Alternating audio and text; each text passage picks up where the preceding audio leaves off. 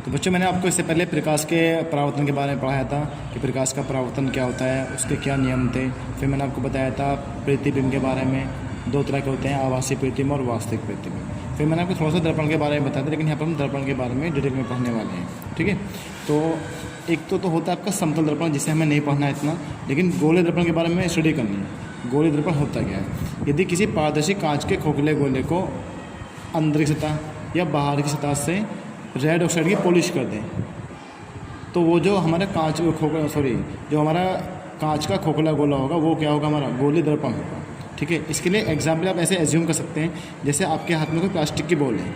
ठीक है, बस प्लास्टिक की जगह आप उसे कैसे एज्यूम करना है कि वो कांच है। ठीक है, तो उसके अंदर दो सतह होगी, एक तो अंदर वाली सतह होगी, एक कौन सी होगी? बाहर वाली सतह होगी।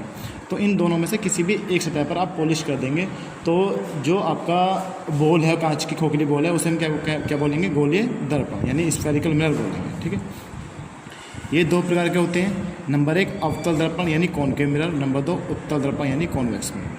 तो फर्स्ट हमारा क्या है? अवतल दर्पण, इसके बारे में स्टडी करेंगे। यदि कांच के खोखले गोले के उभरी सतह पर पॉलिश कर दें, किसकी? रेड ऑक्साइड की, तथा प्रकाश का परावर्तन कहाँ से हो? उसके दबे हुए हिस्से से हो, यानी दबे हुए भाग से हो, तो ऐसे दर्पण को बोलते हैं अवतल दर्पण। ठीक है, जैसे कि यहाँ चित्र में दिया हुआ है आपका, ये हमारा क्या है? अवतल दर्पण है। इसमें पॉलिश कहाँ है? उभरे हुए भाग पर है, और प्रकाश का परावर्तन कहाँ से हो रहा है? दबे हुए भाग से हो रहा है। ठीक है, तो इस प्रकार के दर्पण को हम क्या बोलते हैं? अवतल दर्पण बोलते हैं। इसके बाद हम बात करेंगे किसके बारे में? उत्तल दर्पण के बारे में बात करेंगे। यदि कांच के खोखले गोले की उभरी हुई सतह से प्रकाश का परावर्तन हो तथा पॉलिश कहाँ पर हो? दबे भाग पर हो, तब गोले दर्पण क्या होता है? हमारा उत्तल दर्पण कहलाता है। फॉर एग्जाम्पल हमारे पास में ये वाला एक दर्पण है। ठीक है, और इसमें आपका दबे हिस्से पर क्या है? रेड ऑक्साइड की पॉलिश है, और प्रकाश का परावर्तन कहाँ से हो रहा है? उभरे भाग से। तो हम कहेंगे कि ये कैसा दर्पण है? हमारा उत्तल दर्पण। ठीक है, इसके बाद गोले दर्पण के बारे में कुछ हमारे इंपॉर्टेंट बिंदु होते हैं जो हमें याद करने के लिए होते हैं, जैसे कि पोल यानी ध्रुव क्या होता है? तो गोले दर्पण के मध्य बिंदु को, चाहे वो आपका उत्तल दर्पण हो या अवतल दर्पण हो, इसके मध्य बिंदु को हम क्या बोलते हैं? ध्रुव बोलते हैं। दिखाते किससे? ऐसे पी से। ठीक है, नंबर 2 पे आता है आपका वक्रता केंद्र। क्या होता है? वक्रता केंद्र। ठीक है, तो वक्रता केंद्र क्या होता है? आपके पास में ये अवतल दर्पण है, ये आपका उत्तल दर्पण है। अब देखिए यहाँ पर अवतल दर्पण जो है, किसी एक गोले का पार्ट दिखाई दे रहा है हमें, है पार्ट, बिल्कुल ये किसी गोले का भाग है। तो इस गोले के केंद्र को हम क्या बोलते हैं? वक्रता केंद्र बोलते हैं। ठीक है, सेम यहाँ पर भी ऐसे होगा कि ये वाला जो आपका अवतल दर्पण है, ये एक गोले का भाग है, लग रहा है हमें कि किसका भाग है? गोले का भाग है। तो इसका कोई ना कोई केंद्र होगा, तो इसके केंद्र को हम क्या बोलते हैं? वक्रता केंद्र बोलते हैं। इसे बोलते हैं इंग्लिश में सेंटर ऑफ कर्वेचर। इसके बाद बात करेंगे हम किसके बारे में? मुख्य अक्ष यानी प्रिंसिपल एक्सिस के बारे में। तो गोले दर्पण के वक्रता केंद्र और ध्रुव को मिलाने वाली काल्पनिक रेखा होती है। ठीक है, वक्रता केंद्र और ध्रुव को मिलाने वाली काल्पनिक रेखा क्या बोलते हैं? मुख्य अक्ष बोलते हैं, जिसे बोलते हैं इंग्लिश में प्रिंसिपल एक्सिस। इसके बाद हमारा मुख्य फोकस। जब कोई प्रकाश किरण गोले दर्पण के मुख्य अक्ष के समांतर उत्तल या अवतल दर्पण पर आपतित होती है, तब वह परावर्तन के बाद मुख्य अक्ष के जिस बिंदु से होकर जाती है या मुख्य अक्ष के किसी बिंदु से आती हुई प्रतीत होती है, तब वह बिंदु गोले दर्पण का मुख्य फोकस कहलाता है। इसे F से दिखाते हैं, आते हैं यहाँ पर। यह आपका अवतल दर्पण है, यह आपका मुख्य अक्ष है। तो कोई प्रकाश किरण मुख्य अक्ष के समांतर आ रही है और परावर्तन के बाद में मुख्य अक्ष के किसी बिंदु पर काटती हुई जा रही है, यानी यहाँ इस बिंदु पर काटा है, तो हमें इस बिंदु क्या बोलना है? मुख्य फोकस बोलना है। यहाँ पर आते हैं आपका, ये समांतर गई, तो ये देखें अगर ऐसे लगाया तो ये जो किरण हमारी ये मुख्य अक्ष से किसी बिंदु से आती हुई प्रतीत हो रही है, तो यह बिंदु क्या होगा? हमारा उत्तल दर्पण का मुख्य फोकस होगा। ठीक है, इसके बाद में कुछ दूरियाँ होती है हमारी, जैसे आपका CP यानी सभी दूरी हम कहाँ से मापते हैं? ध्रुव से मापी जाती हैं। तो CP दूरी क्या होगी? वक्रता त्रिज्या। दिखाते किससे? ऐसे R से। FP यानी F से लेके P तक की दूरी क्या होती है? फोकस दूरी। दिखाते किससे? F से।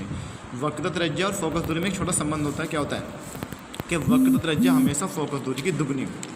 कैसे होती है? फोकस दूरी की दुगनी होती है। और या फोकस दूरी हमेशा गोले दर्पण की वक्रता त्रिज्या की आधी होती है। ठीक है,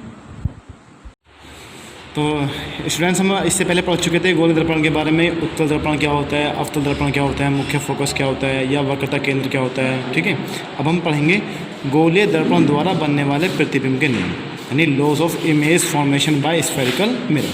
ठीक है, इसमें जो फर्स्ट नियम है, फर्स्ट नियम क्या है? जब कोई प्रकाश किरण उत्तल या अवतल दर्पण के मुख्य अक्ष के समांतर आती है, तो परावर्तन के बाद प्रकाश किरण परावर्तन के बाद प्रकाश किरण गोलीय दर्पण के मुख्य फोकस से होकर जाती है या किसी बिंदु से आती हुई प्रतीत होती है। ठीक है, यहाँ पर किसी बिंदु क्या होगा, फोकस होगा। ठीक है, फोकस से आती हुई प्रतीत होती है। डायग्राम देखते हैं, अगर कोई प्रकाश किरण समांतर आएगी तो कहाँ से हो जाएगी, फोकस से हो जाएगी। ठीक है, या अगर कोई किरण समांतर जा रही है तो फोकस से आती हुई प्रतीत होगी, फोकस से आती हुई प्रतीत होगी। यहाँ पर लगा अगर मैं इसे ढक दूँ तो ये किरण कहाँ से आ रही है, फोकस से होकर आ रही है। ठीक है, तो ये हमारा क्या था, पहला नियम था। इसके बाद दूसरा नियम, जब कोई प्रकाश किरण उत्तल या अवतल दर्पण के मुख्य फोकस से होकर आती है या मुख्य फोकस की तरफ जाती हुई प्रतीत होती है, तब यह किरण परावर्तन के बाद मुख्य अक्ष के समांतर हो जाती है। दैट मीन्स अगर कोई प्रकाश किरण फोकस से होकर आएगी,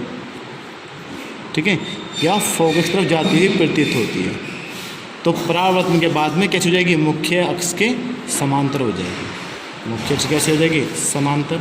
ठीक है, तो ये कौन सा रूल है हमारा, दूसरा नियम है कि अगर फोकस से आती है, फोकस की तरफ जाती है तो परावर्तन के बाद में मुख्य अक्ष के समांतर हो जाएगी। और पहला नियम क्या था कि अगर समांतर आती है तो फोकस से होकर आएगी या फोकस की तरफ जाती हुई प्रतीत होगी। ठीक है, इसके बाद तीसरा नियम, जब कोई प्रकाश किरण उत्तल या अवतल दर्पण के वक्रता केंद्र से होकर आती है या जाती है तो वह अपने मार्ग से बिना विचलित हुए, यानी कि अपने मार्ग से बिना भटके हुए सीधा निकल जाती है। यानी वो मुड़ती नहीं है कि इधर आई ऐसे मुड़ गई, वो जैसे आई थी वैसे वैसे वापस चली जाएगी। देखो जैसे यहाँ पर ये हमारे पास में अवतल दर्पण है, ये उत्तल दर्पण है, तो जब ये कोई किरण प्रकाशिक केंद्र वक्रता केंद्र से होकर आएगी तो जैसे गई थी, यानी कैसे गई थी, ये ऐसे गई थी और ऐसे ही वापस लौट आएगी। यानी ऐसे गई है और ऐसे ही वापस लौट आई। ऐसे ही यहाँ पर होगा आपका, अगर ये प्रकाशिक केंद्र वक्रता केंद्र की तरफ जाती हुई प्रतीत होगी तो जैसे गई थी वैसे ही वापस लौट आएगी। तो ये कौन सा हमारा गोलीय दर्पण द्वारा बनने वाले प्रतिबिंब का तीसरा नियम। चौथा नियम देखिए, जब कोई प्रकाश किरण उत्तल व अवतल दर्पण के ध्रुव पर जाती है तो वह जिस कोण से आपतित होती है उसी कोण से परावर्तित हो जाएगी। यानी ये आपका ध्रुव है, तो अगर इस कोण पर ये एंगल आई बनाती है तो उसी कोण से क्या होगी, ये परावर्तित होगी। यानी कोण कौन सा होगा, ये आर होगा। इसका मतलब एंगल आई बराबर होगा एंगल आर।